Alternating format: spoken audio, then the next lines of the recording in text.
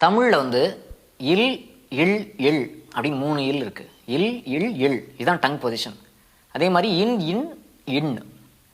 இந்த நாக்கோட பொசிஷன்லாம் கரெக்டாக சொல்லி உச்சரிப்பை அழகாக சொல்லிட்டோம்னா தமிழோட மொழியோட இனிமை வந்து நம்ம ஃபீல் பண்ண ஆரம்பிச்சிருவோம். இதெல்லாம் ப்ராக்டிஸ் பண்ணுறதுக்குன்னே எழுதின மாதிரி கவிஞர் மேத்தா ஒரு சரணம் எழுதியிருக்காரு.